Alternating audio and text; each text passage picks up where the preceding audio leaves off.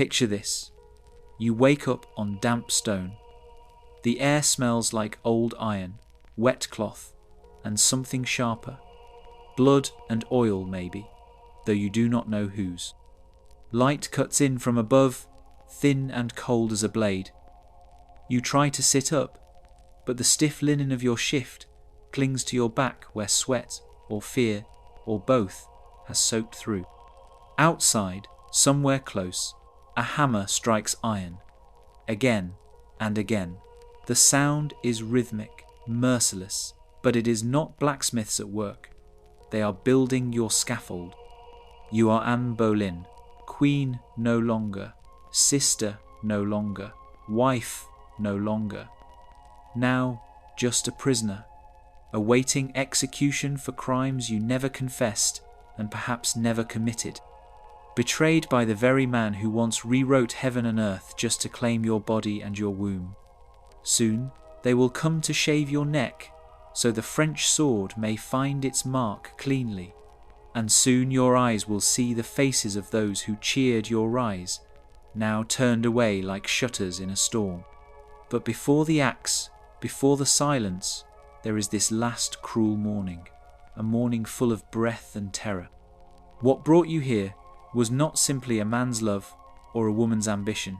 It was a machine, a system, and you were meant to be its sacrifice.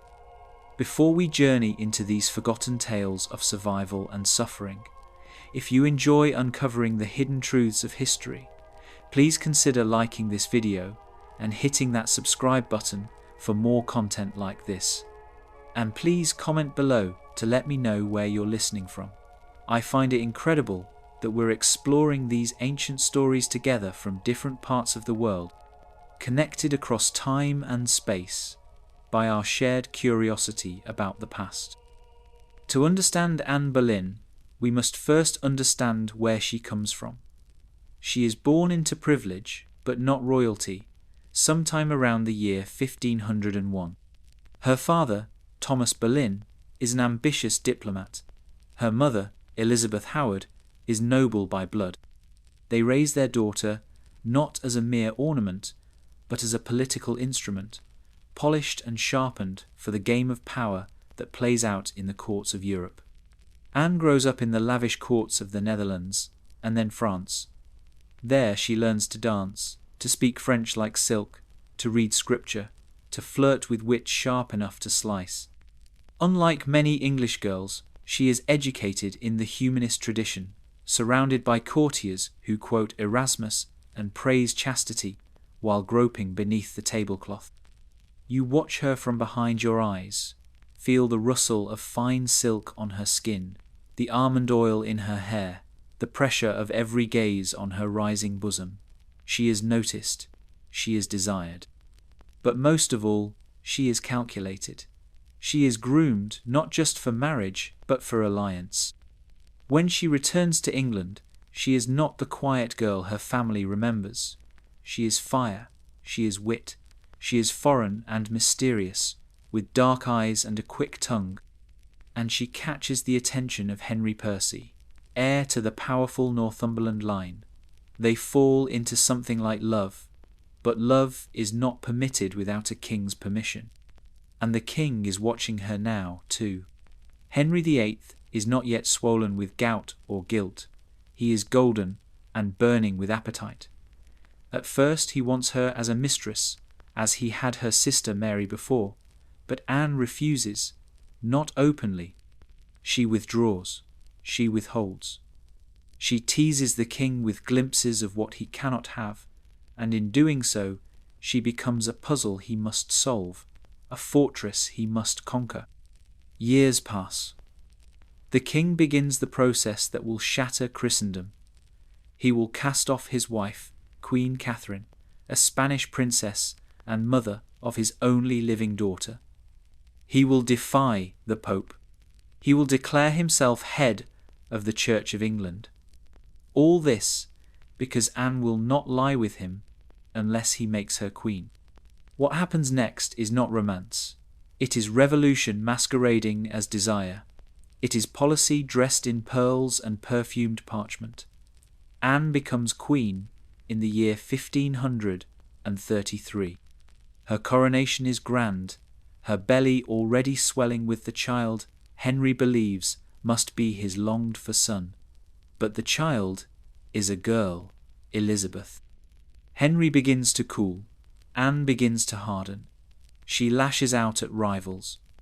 She takes enemies too lightly. She laughs too loudly, speaks too freely, and gives birth to 2 more stillborn children. Meanwhile, Jane Seymour waits silently in the wings. To understand Anne's fall, we must first understand the system she walked into thinking she could master. The Tudor court is not simply a palace of silks and whispers. It is a machine, glutted on fear, envy, and betrayal. The closer one stands to the king, the more easily one is burned by his gaze. It is a place where affection is currency and favour is death insurance, where laws are written to suit the moment and rewritten again when that moment ends. Anne has no real allies. Her enemies are many and patient. Bishop Fisher, Thomas More, the Spanish factional still loyal to Queen Catherine, all seeing Anne as the concubine who broke the sacred chain between England and Rome. But even within her own circle, Anne cannot breathe without breathing in danger. Her uncle, the Duke of Norfolk, watches her every move with reptilian stillness. Thomas Cromwell, the king's chief minister, once supported her rise. Now he begins to sharpen his knives beneath his robes. And the king himself? He no longer looks at her with hunger, but with calculation. Anne has given him a daughter, yes, but that is not enough. She has given him no son. Her tongue is too sharp, her temper too public. She grows too bold in arguing religion, too firm in challenging Jane Seymour, who now simpers in the shadows with downcast eyes and folded hands everything Anne once pretended to be. Inside the system, evidence is a suggestion, not a requirement. To remove a queen, one must not prove guilt. One must only imply corruption. Cromwell begins gathering whispers. He seizes letters, bribes courtiers, and studies Anne's smallest movements. A look, a shared smile, a misinterpreted joke. Her brother George Boleyn is dragged in first. Then Mark Smeaton, a musician. Then Henry Norris, Francis Weston, William Brereton. All men accused of adultery with the Queen, some of them never even spoke to her. It does not matter. You feel it now, the terror pressing in from the walls. The air goes sour. Something crawls down your spine and latches at the base of your skull.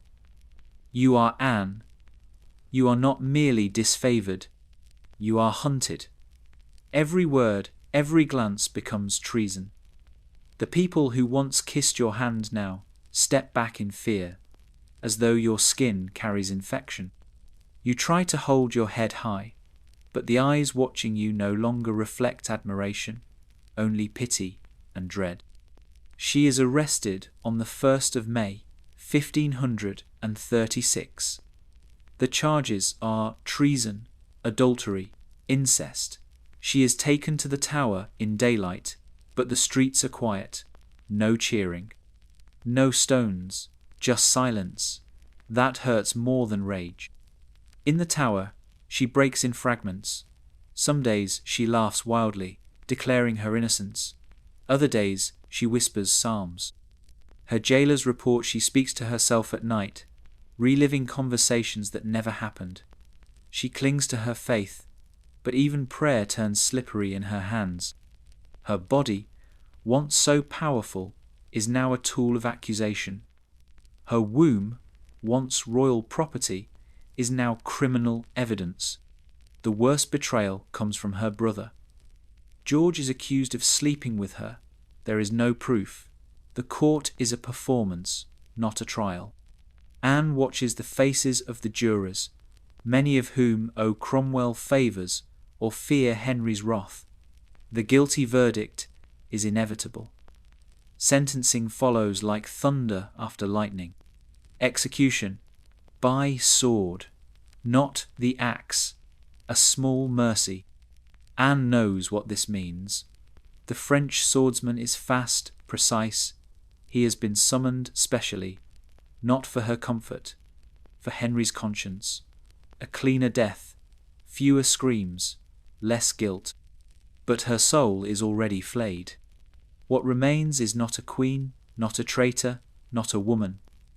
What remains is a symbol, a warning to every girl who dares rise too fast, speak too freely, or believe that love can tame a throne.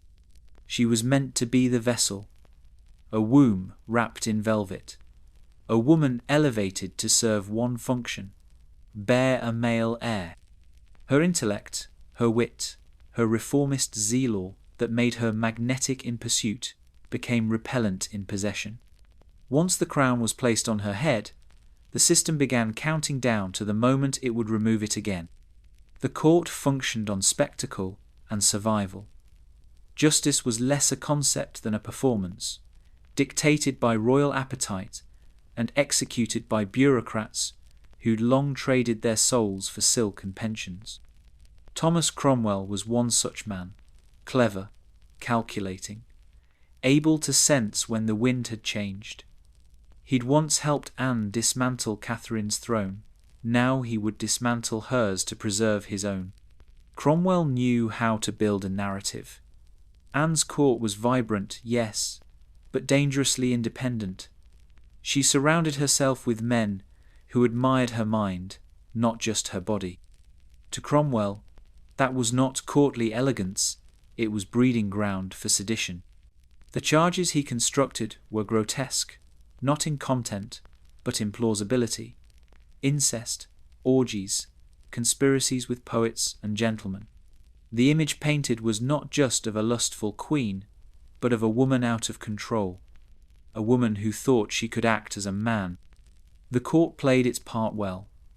Mark Smeaton, tortured until he confessed. George Boleyn, dignified to the end, but condemned anyway. The rest, caught in a net they never saw coming. Anne's trial was public, but truth was irrelevant.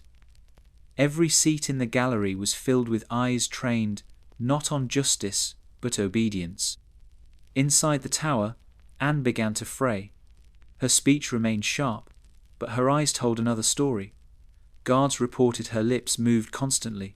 She picked at her fingers until they bled.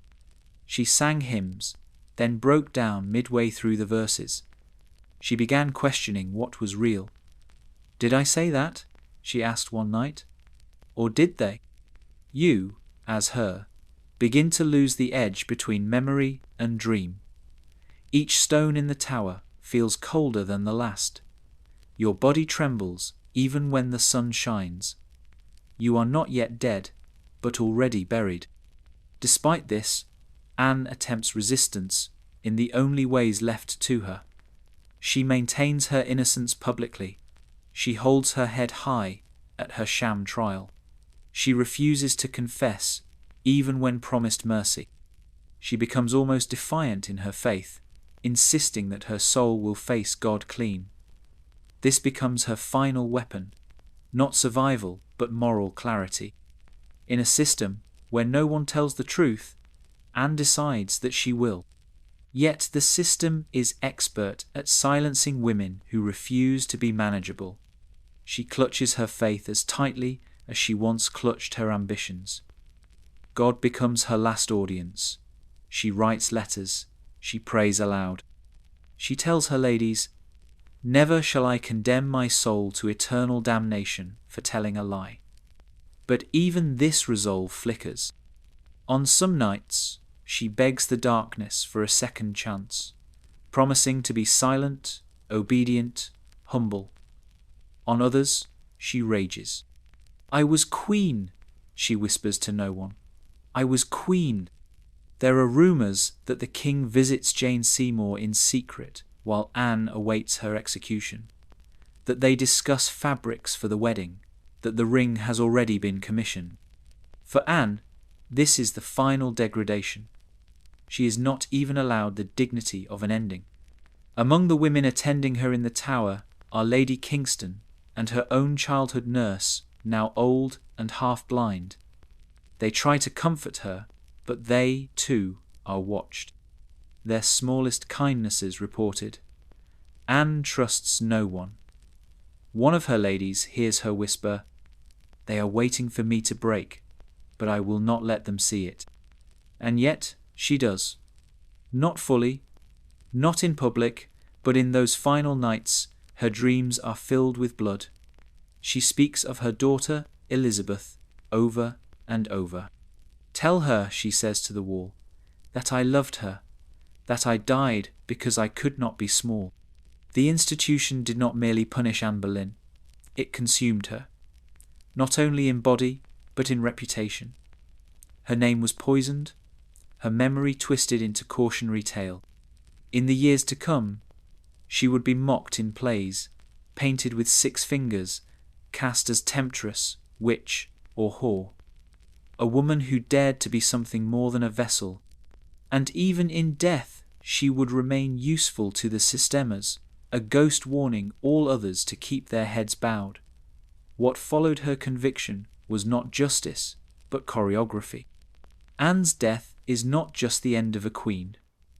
It is a pageant meant to realign the cosmos in Henry's favour. Every detail of her execution is carefully managed, rehearsed, and observed. The sword is chosen not for Anne's comfort, but to demonstrate Henry's clemency, a continental elegance to distract from the barbarism of killing a crowned wife. Anne knows this, you know this. And as you walk those final paces on the morning of May 19th, 1536, you do not cry, you do not scream, you do not beg. You hold your body upright, like a cathedral about to be burned. Your heart pounds, not with fear, but with fury, and you pray it does not betray you. The execution ground is already crowded. The Tower Green is silent, but for the rustling of bodies. The scaffold smells of fresh-cut wood and oiled steel. You feel the dew cling to your feet. You feel the fabric of your damask gown weigh heavy on your shoulders. It is red beneath your cloak, blood and martyrdom. The crowd watches. Courtiers, guards, women who once curtsied to you, nobles who cheered your coronation, and those who paid to see you fall. No one meets your eyes. You speak, not to beg, not to curse, but to obey. You have rehearsed this. Good Christian people, I come hither to die. You begin. You do not deny your charges. You do not accuse your accusers. You praise the king. Even now, you must perform submission, even to the man who betrayed you. He hath been ever a good and gentle sovereign lord. Your voice trembles once, only once, when you speak of mercy. Then silence. Your ladies blindfold you. Their hands shake as they tie the cloth. One of them sobs, quickly muffled. You kneel. You feel the straw beneath your knees. You struggle to keep your balance. You whisper a final prayer. You whisper your daughter's name. The swordsman steps forward. He calls to his assistant for the sword, a practiced trick, and as you turn your head slightly, looking for the voice, he strikes. There is no time to flinch, no time to scream. Only the sound, a whisper of air, a soft thud, then gasps. The body slumps forward, still elegant even in death.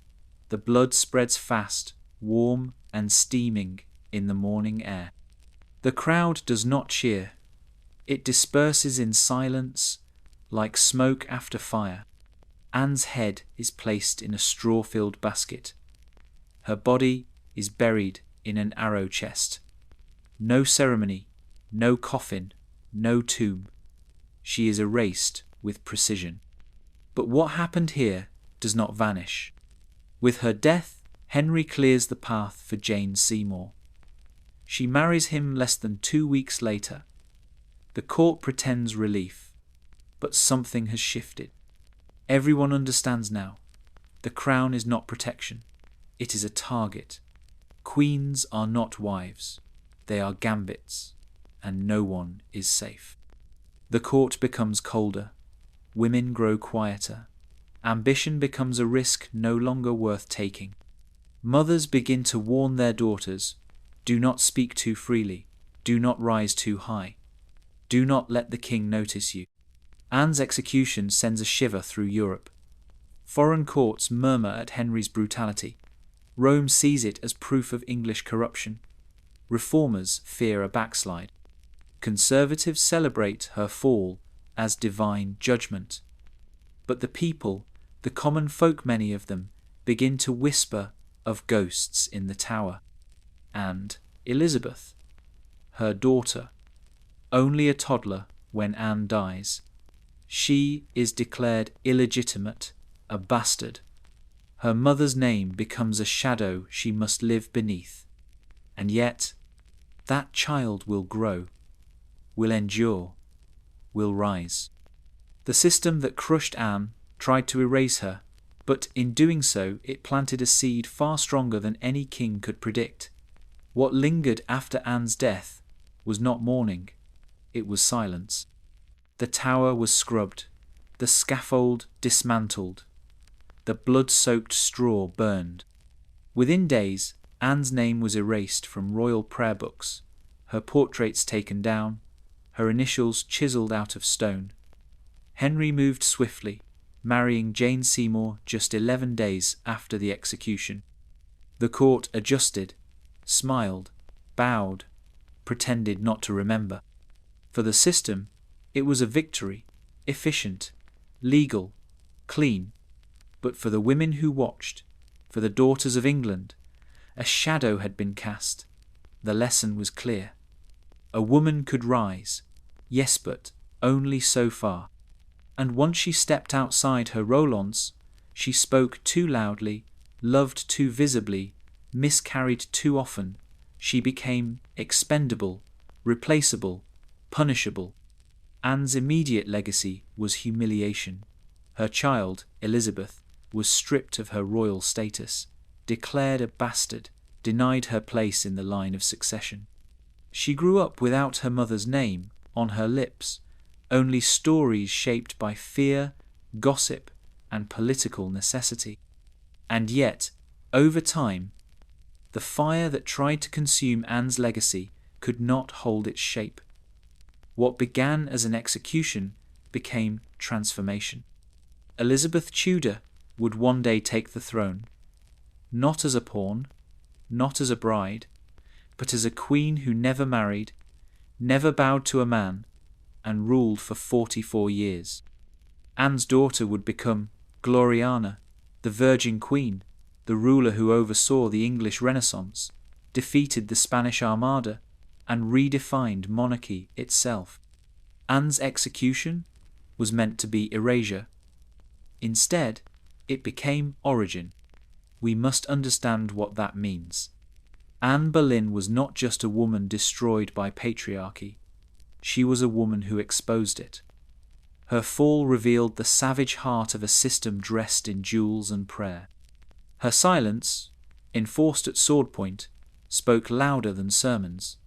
Her body, broken by the machine, seeded rebellion in the bloodline. And what of now?